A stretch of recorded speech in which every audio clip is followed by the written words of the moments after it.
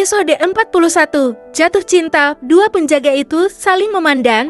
Mereka memang ditugaskan untuk menjaga setiap orang agar tidak bisa masuk sesuka hati ke kediaman itu. Biasanya tidak seketat ini. Tapi karena masalah Anjani kemarin, membuat Calvin harus ekstra kerja keras agar tidak sembarangan orang bisa masuk. Aku hanya ingin bertemu dengan Nona Rea. Apakah ada di dalam? Tanya Anjani saat kedua penjaga itu saling pandang dan tidak menjawab.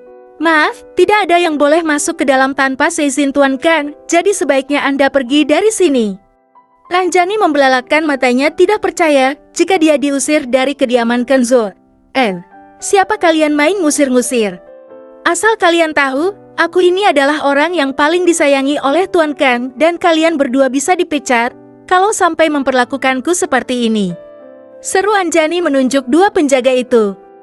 Tapi kami memang ditugaskan untuk tidak sembarang menyuruh masuk orang, jadi sebaiknya Anda segera pergi dari sini sebelum penjaga yang lain menyeret Anda.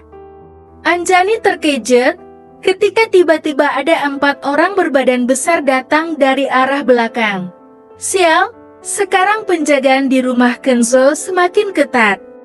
Aku harus pergi kalau gak mau diseret oleh mereka, batin wanita itu. Baiklah, aku akan pergi, tapi kalian harus ingat, jika aku dan Tuan Ken kembali bersama, maka kalian aku pastikan akan dipecat dari pekerjaan kalian. Seru Anjani. Kemudian dia kembali menaiki motornya dengan perasaan marah. Di sisi lain, Calvin, yang mengetahui kabar dari para anak buahnya semakin menggelengkan kepala melihat tingkah laku wanita itu. Sungguh dia tidak mengerti kenapa Kenzo seolah membuka celah untuk Anjani masuk ke dalam kehidupannya lagi. Tadi anak buahnya sudah memberi informasi jika ada seorang wanita yang mencari Ra, dan Calvin tahu siapa wanita itu.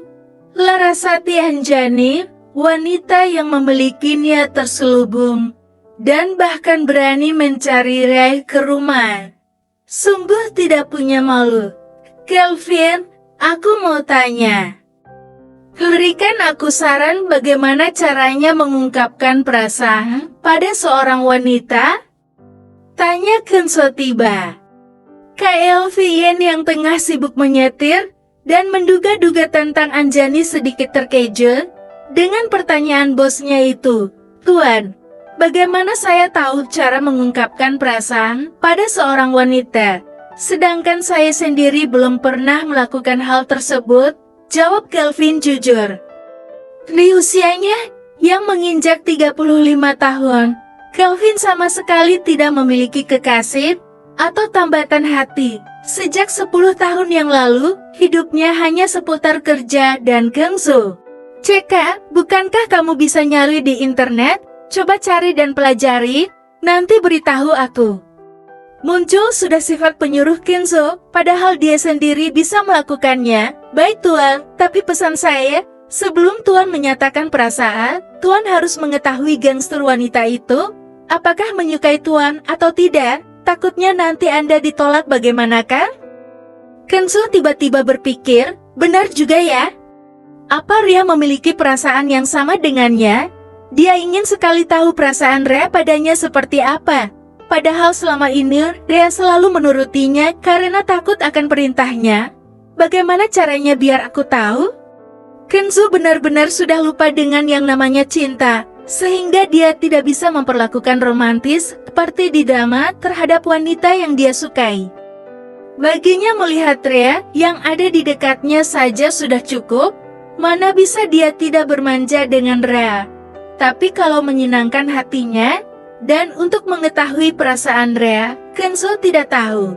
Dia bahkan terlalu gengsi hanya untuk bertanya pada gadis itu. Takutnya malah ditertawakan, Tuan.